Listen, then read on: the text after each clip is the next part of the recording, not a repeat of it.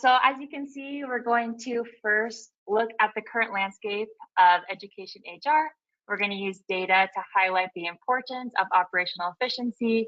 Then we will look at the current demand for education HR tasks and product or process automation. At that point, we'll then dive into the meat of the webinar today, which is best practices for optimizing operations across the employee lifecycle. And then finally, we will give you some practical tips to get started and start making changes at your institution today. So without further ado, let's introduce our speakers.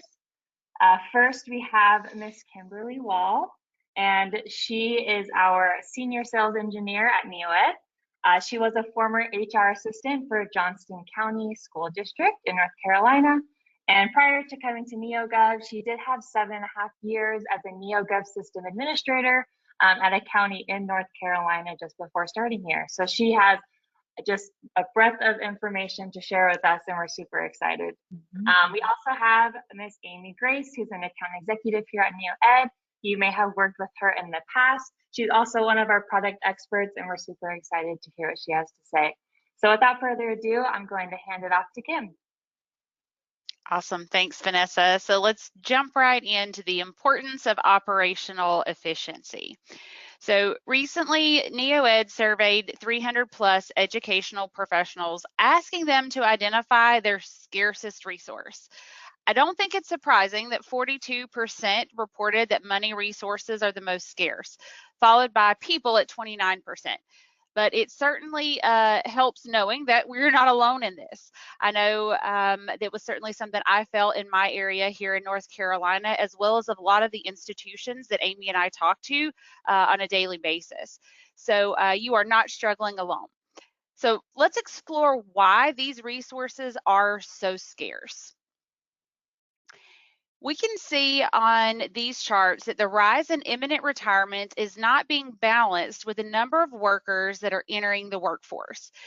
Population trends by age are shown in the chart, and it ranges from 2011 to 2021. We know that by 2030, all of the baby boomers are going to be 65 plus, and that the population entering the workforce won't be able to compensate for this mass exodus of retirees. This will result in an increase in labor shortages for decades to come. We've been feeling it through the pandemic, but it's something that's going to be here and be a little bit more of a marathon than a sprint. So this is the reality that we all need to be preparing for. It may seem like a recruitment and retention challenge, and it is, but the underlying issue is the scarcity of those resources. So the real question is, how do you deal with scarce resources? So what exactly is operational efficiency?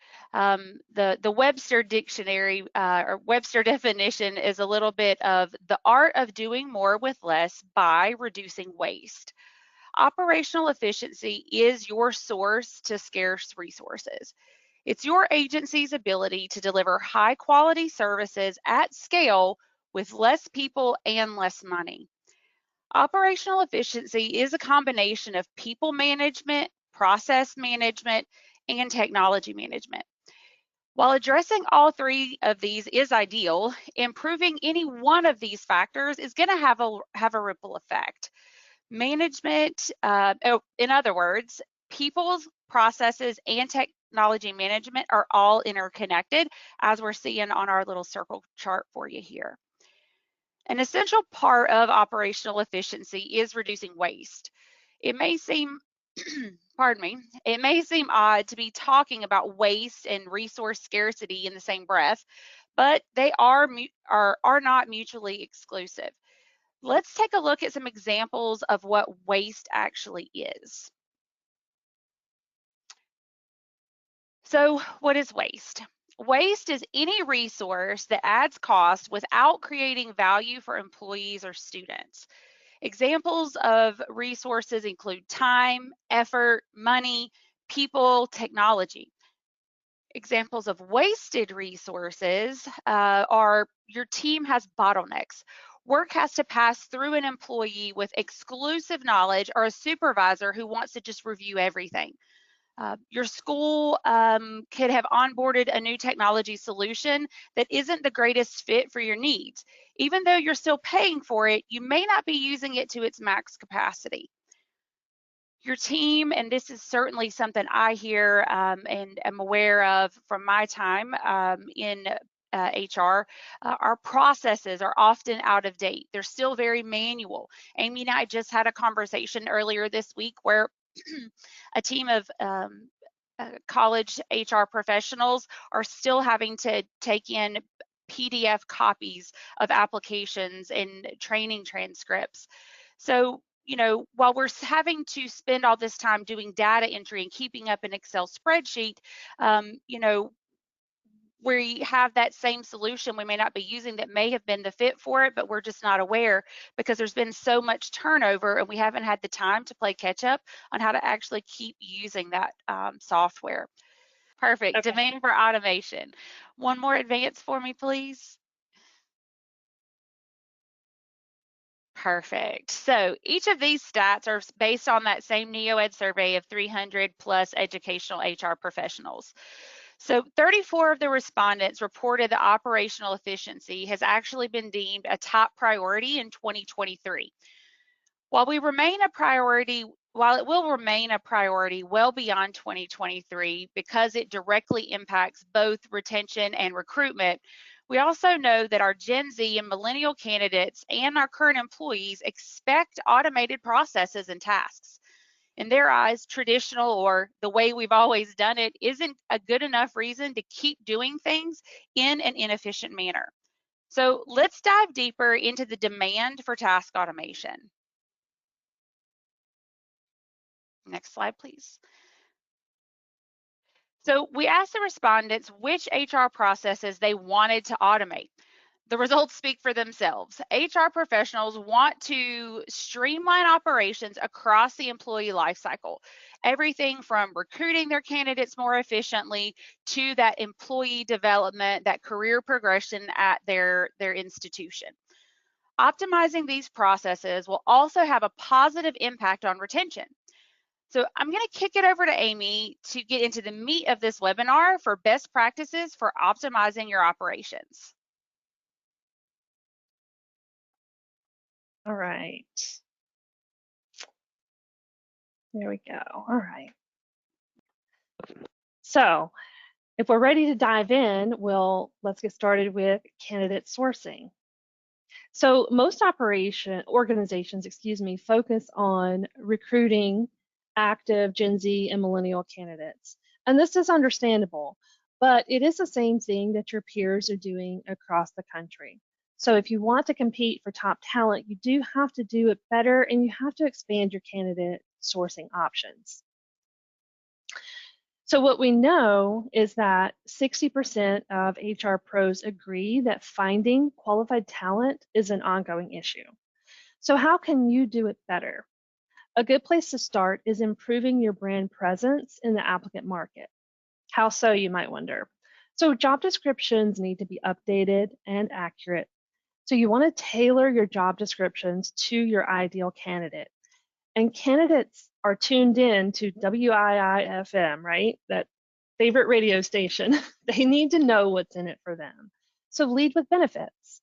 Highlight opportunities for growth and development and attach value to your healthcare benefits, time off, etc.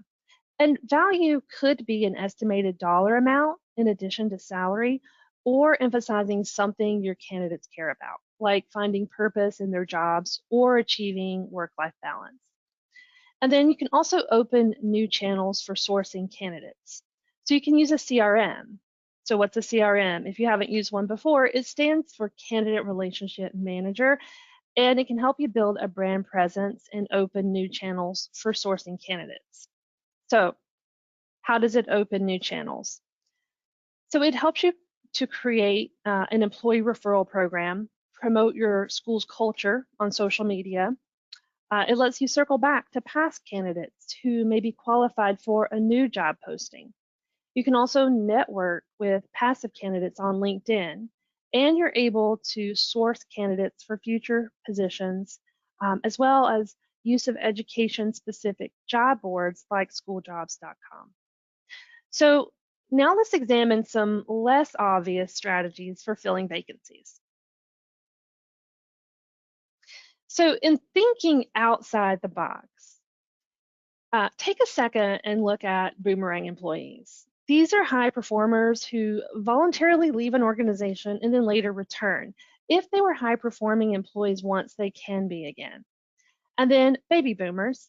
Although boomers will reach retirement age by 2030, it's a demographic with qualified candidates and low competition. So don't count them out. The same with retirees. Given the low competition, retirees can be an easy demographic to recruit for part-time or temporary positions. And then your past applicants as well. So maybe they weren't a good fit for the position they originally applied for, but they could be a great fit for a different position. And then future positions. It's not on this slide, but if you know someone is retiring at the end of a school year, for example, you can start sourcing candidates early for that future position, so you're not left with a prolonged open position. If you've done very little candidate sourcing, first start with active candidates who are looking for a new role. So before thinking outside the box, first look inside your box for active job seekers before recruiting passive candidates. So top talent is in high demand, and one of the best ways to hire them is to hire them faster.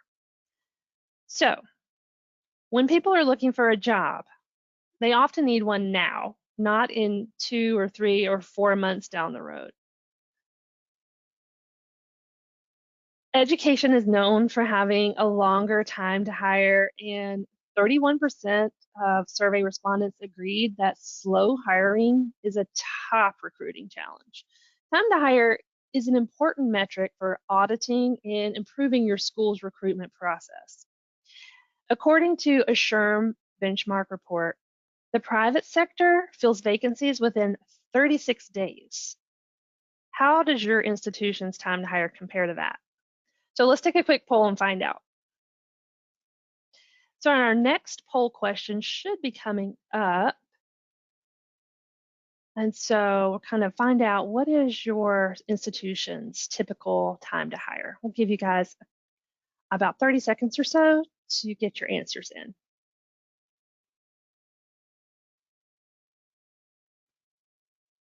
I'm so curious about this one. What about you, Kim? Yeah, I know. I was grateful to have a system that calculated it for me rather than me having to do a data dump and, work with pivot charts and VLOOKUPs and all of that. Having it on demand inside of applicant tracking was Absolutely. That's a lot of manual type work. So absolutely. So it looks like the results are in. What I'm seeing is mostly right around 90 days is the majority of the time to hire. Under 30 is 22%, around 60, 22%, over 90, about 15, and at 11% we have I don't know. So for those who selected I don't know, how can you find out? There are 2 ways. As Kim was referencing, you could start manually tracking time to hire in a spreadsheet, and that's really cumbersome. Or you can use recruiting software and easily measure these analytics at the click of a button. And so there are several ways to improve your time to hire metric. And so let's take a quick look at these. So applicants to higher ed jobs face limited communication, lengthy background and referral checks, and complex application processes. So this highlights a key operational issue, one that often results in the churn of qualified candidates. So without efficient recruiting operations, education can't compete with the private sector for top talent. So here are some ways to shorten your time to hire while also improving the candidate experience. So you'll start with simplifying your applications. Just doing that one process to make things simple for your candidates is a big jump in improving their experience. And then also just communicate clearly and often with candidates. If you're able to, for certain positions, reduce your minimum qualifications. And then also shorten the background check and referral check processes where you can. And then leverage technology. By leveraging technology, you can simplify all of the things I just mentioned. So most of your younger candidates are digital natives and not only appreciate good technology, they expect it, right? Because they've grown up with it. So the right technology is one of the fastest ways to accelerate the hiring process. And your HR peers agree. 67% of survey respondents, want to automate all tasks and processes related to recruiting. That's applicant tracking, candidate sourcing, and candidate relationship management. In other words, they're looking for a comprehensive recruiting solution. Recruiting software saves you time, improves your time to hire by helping you automate and simplify tasks and processes like the following: sourcing candidates, which we've just been speaking about, posting jobs on multiple job boards, monitoring job posting health, scoring and pre-screening applicants, implementing equitable hiring, communicating with candidates more easily, conducting background checks, and reporting on recruitment data, and eliminating paper processes from your everyday HR workday. So audit your current recruiting processes, starting with the tasks above. So how much time does it take to complete these tasks without recruiting software? Think about that for a minute. With recruiting software, you can free up valuable time for higher priority HR initiatives. You may even be able to thrive with a leaner, more agile team. So once a candidate is hired, your onboarding operations kick in. And so let's hear from Kim on some best practices for onboarding. Absolutely. So onboarding is that new hire's first impression to your institution, and it directly impacts your time to productivity, a metric worth tracking as you are working to improve your operations. Successful onboarding requires participation from many of your stakeholders, such as HR, payroll, benefits, the hiring managers, the department heads, and of course the new hires themselves. These can be things like form completion, role orientation, required training, checking in with them, at the end of week 1, the end 30 days, 90 days, kind of see how they're progressing and their satisfaction in their new role, but also just simple setting up their payroll, their benefits enrollment. So standardization simplifies the onboarding process for each stakeholder while also improving new productivity. In fact, some sources cite a 54% increase in new hire productivity. So why is new hire productivity so important? One of the reasons is it helps you do more with less. So onboarding software can help you to standardize and optimize those tasks, those processes, knowing who's on first, what's on second, without having to make a phone call or keep a manual checklist anymore. So standardization of those processes establish a clear direction for numerous tasks with varying due dates and multiple stakeholders. The right software will be able to integrate with other talent management solutions. So an example of this is when you assign training tasks in an onboarding tool and complete them in the training tool, NeoGov lets you do all of this with Onboard and Learn. So when we onboard an employee and hit start onboarding and those portals and those checklists get assigned to them, we can incorporate training from the learning product, whether it's from our course catalog or content you've created yourself. All of that is intuitively talking to each other, and we're not having to spend manual time going into multiple products because everything's connected on the back end. When I was using Onboard, I was able to cut off a half a day from a 2-day orientation just by digitizing our forms, Amy. 1, we weren't having to do packet parties anymore, and 2, that cut us down from 2 days to a day and a half. We were still doing in-person training because we still wanted to keep that personal, warm, fuzzy connection with our new hires. But the pandemic thrusted us into a world of figuring out not only how to do more with less, but when we couldn't gather together and in the way that we were most familiar. We had just finished our Learn implementation, and I was able to take all of our payroll, benefits, HR, policy training.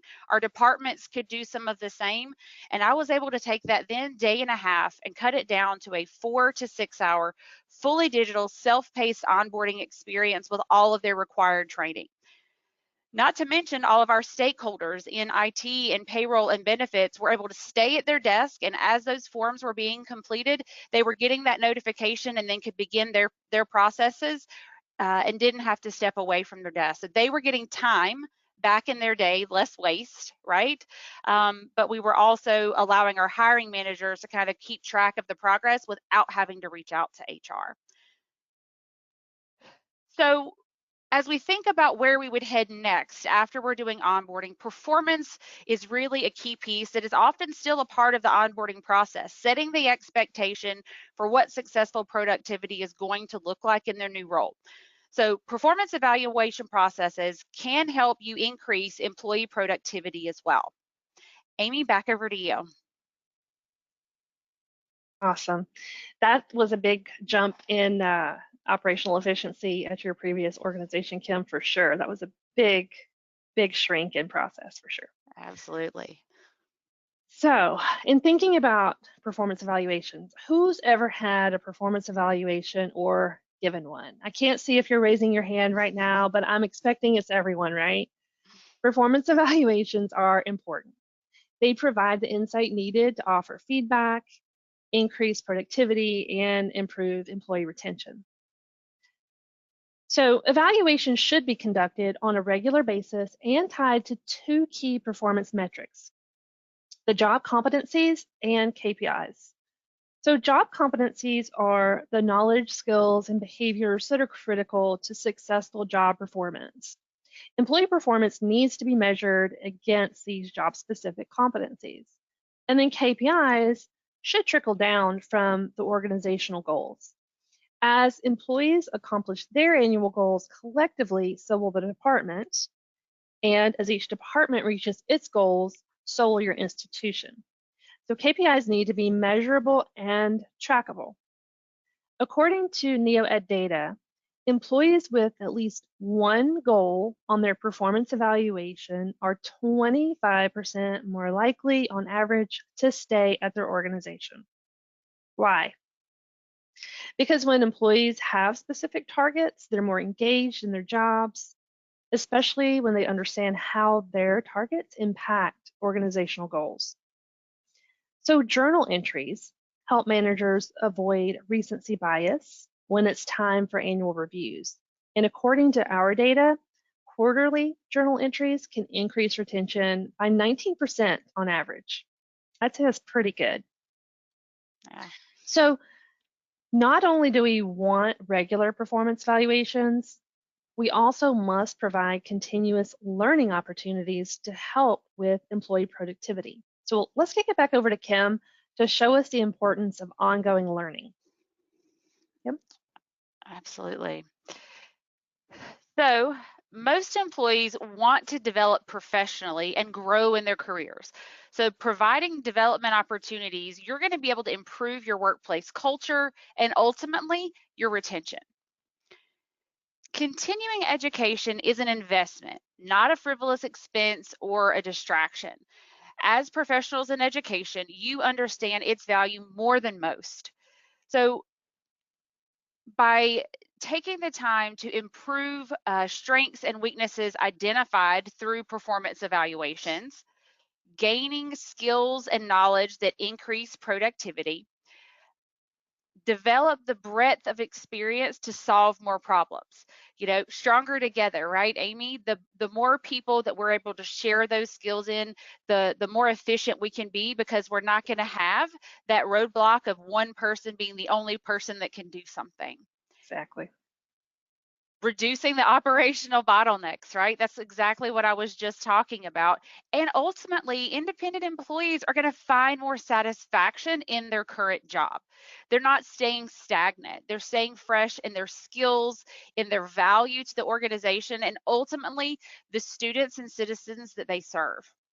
So discover other in-house jobs that are better suited for their interests and skills. We know that we're going to have internal job postings, friends across the institution. So where can I go to get more training to help build me up and prepare me to expand, but also stay with your institution? But ultimately, at the end of the day, for someone that you have been able to retain, they're going to want to move into leadership. So we're going to be able to groom or prepare, succession plan, if you will, training to them for them to move into leadership roles as key leaders or leaving and retiring from your institution. So learning opportunities come in many, many forms, the most common being virtual and in-person trainings. Whether we're sitting in a classroom at your institution or in a virtual classroom like we are today, we certainly know the value behind it. So other hands-on examples can include mentoring, job shadowing, challenge projects. How do we even identify, you know, who may need some of those opportunities or who can be that backfill as leaders are starting to retire? So now that we've talked about 5 best practices for optimizing operations, which ones do you want to implement first? Vanessa's going to give us another poll question here for us to kind of vote on which ones we're most excited about today.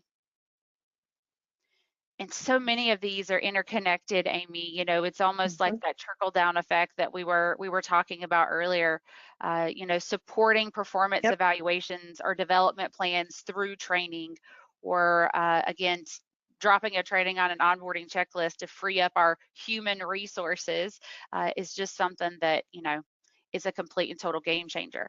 I even did our training on how to do an effective evaluation using the Learn product, right? Work smarter, not harder, or do more with less, if we wanted to continue that trend in our conversation. Awesome. So it looks like we've got a tie for all the things, Amy, but also in our most, in our highest ranked one independently, it's that recruiting processes, expanding sourcing, hiring faster.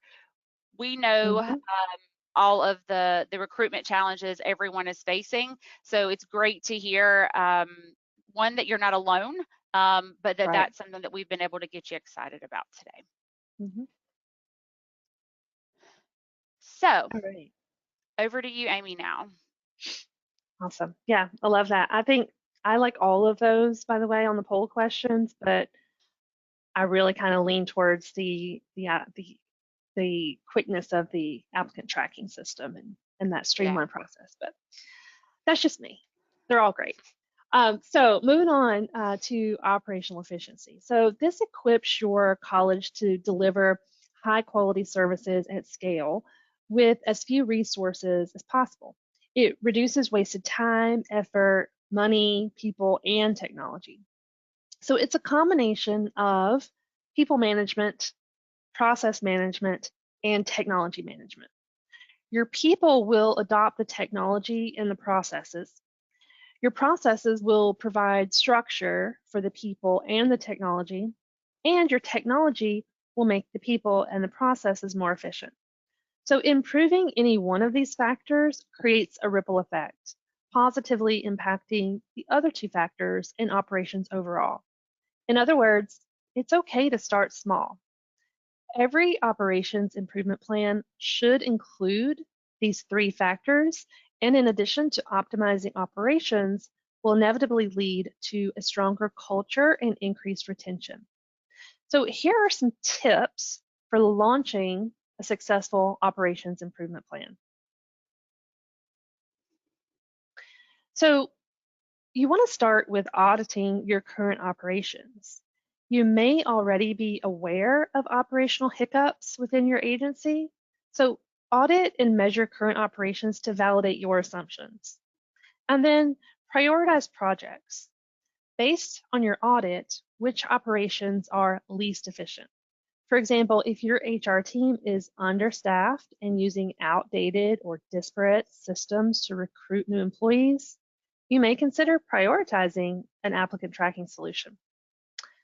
And then you also want to review technology solutions.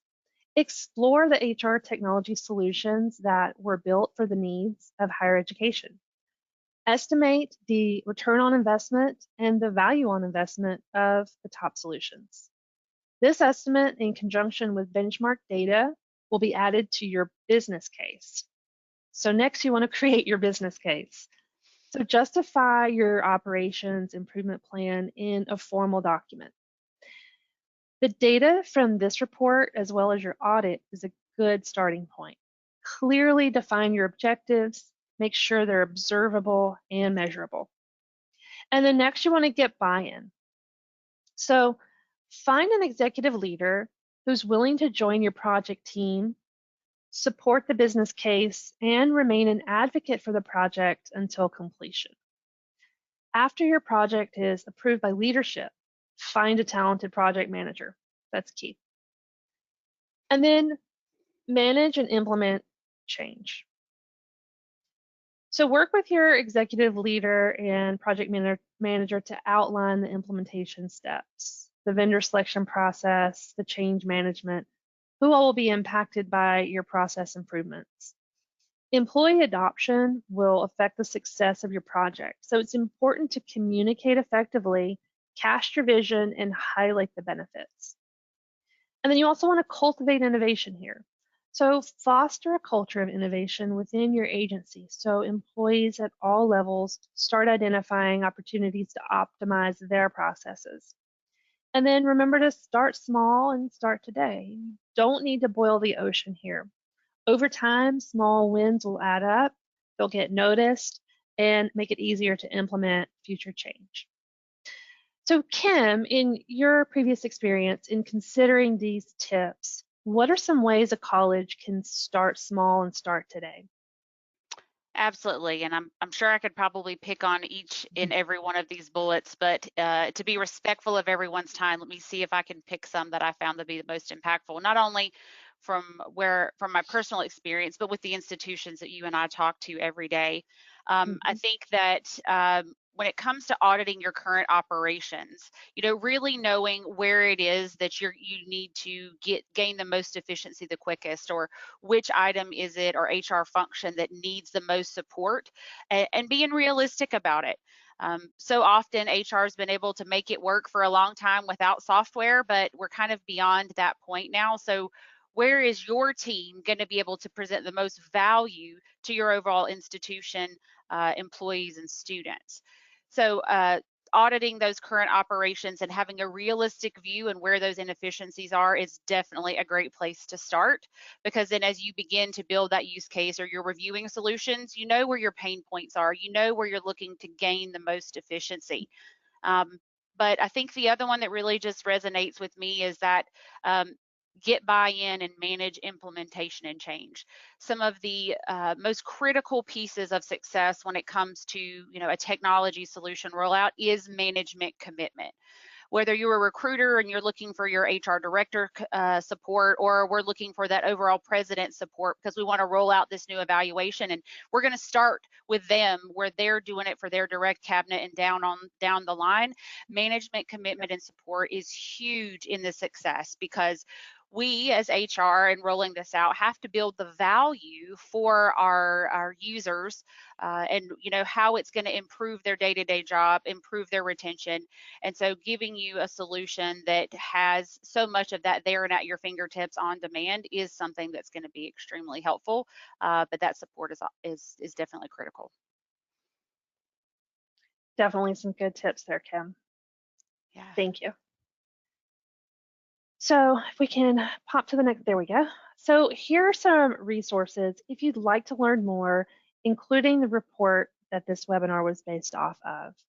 As a reminder, tomorrow you'll be receiving an email with a link to the recording of this presentation and a copy of the presentation slides. But in our remaining time, while we have our resident expert, let's answer some of your questions. If you want to pop in your questions, what questions do you have for us? Awesome. Let's go ahead and go through a couple questions. The first one, Kim, you just kind of touched on, but as far as creating buy-in with decision makers, what's a good way to maybe convince them in a way that's related to budget and kind of making it seem worthwhile to spend the money now to make the change and implement these new resources? Yeah, and I think it's make it personal, if that makes sense, Vanessa, is it's not just this big grand idea and this impersonal solution, and this is just something we want to do to benefit the HR department. It's saying, we know these are your pain points. We've heard you say it, and this is how we're going to solve it. And it's going to free your staff up to be able to move on to, other duties as assigned or those other critical pieces of their job. So really finding the way to relate it into what they're doing on a day-to-day or year-over-year basis is going to build some of that natural kind of value and return on investment. Awesome. Sweet. And then you've also talked about like tips to get started. We went through various aspects of the employee life cycle. But for someone who has, comes from a small institution and they may have minimal resources, where would you suggest is a good starting point to kind of start that ripple effect? Or what small changes would you suggest someone to make now in order to have bigger change in the future? Yeah, so certainly some of the institutions that we talk to, they're paper-based, or they don't want to change the process. They know that they need the Right. system, but they're not ready to change the process yet. So they want to kind of baby step their way into this more grand kind of solution. So you have the ability to do that. When you have a system that is configurable, you can take what you're doing now and digitize it, and then always add more and more of the options Exactly. in later. So you don't have to bite off half the sandwich initially. You can start with what makes sense now and then kind of build onto that, because you're going to be able to have the system support your process needs and then evolve with them. Right, exactly. I was going to just add to that, Kim, too. Just like the previous tips we went over, you don't need to boil the ocean. I love that phrase. Don't feel like you need to do everything all at once. And then if you're auditing your processes, as we recommend, that will kind of give you an indication of where um, the most value would be for you to get started. It might be an applicant tracking system, or it might be onboarding for your organization. So do that audit internally and then realize you can start small if you need to. Yeah, absolutely. Awesome. And then this was just submitted. They asked, since the education sector cannot compete with industry salaries, what benefits can you offer that will make up for that? Yeah, so our customers love sharing information with each other. They are their own kind of internal resource. We have a salary study tool or option that comes with our applicant tracking system that allows you to benchmark yourself against other agencies, institutions in your area. Though you are maybe a college or university, you may still be competing with the city and the county. So this really allows you to kind of do a quick look at a salary study to see, is it the actual salaries that are the problem, or is it maybe something else? Are the benefits greater with other institutions or agencies that we're competing with? So that salary study tool is certainly an option, as well as that candidate relationship management tool that Amy made mention of. We have folks that have opted into being contacted by other institutions. We're converting to this proactive form of recruitment, right? We just don't have people fluxing into us like we used to. And so this allows you to go out and do some sourcing and maybe put your agency out and in front of someone before they've maybe even thought about coming to apply for you. Right. And in addition to that, you in just focusing on salary, there may be some differences there. That's it's hard to get around that, but you may want to highlight your college or university's um,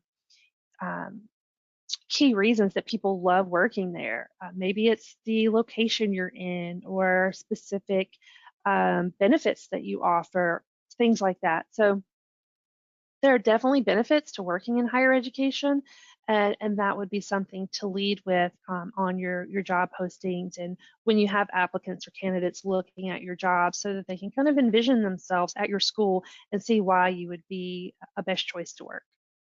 Yeah, it's not always about the money, right, Amy? Sometimes it's also about the benefits, whether it's work-life balance, flexible That's right. schedules during the summer, or maybe you have an employee clinic where they can go and be seen for basic, healthcare, or a pharmacy. That Right. may be something that stands out. And those benefits, retirement options are also certainly things that folks are paying attention to. Absolutely. Awesome. Let's just wrap up quickly with this last question. I'm assuming there are multiple people in a similar situation, but for someone who has tried to implement software solutions that maybe don't integrate but do different aspects of what you're talking about, what would you maybe say is the perk of having a solution that does integrate over what they're currently using? Yeah, Em, you want to freeing up tackle the time. integration? Yeah. Oh yeah, absolutely. This is one of my favorite, Amy. Again, it's reducing waste. We're going to free up time and people by allowing, a data transfer for, to sound techie here, but to allow information to flow not only out of our system and into, let's say, your HRIS system, but also out of your HRIS system and back into ours. We're trying to free up and reduce waste. So data transfers is just another way that we can do that.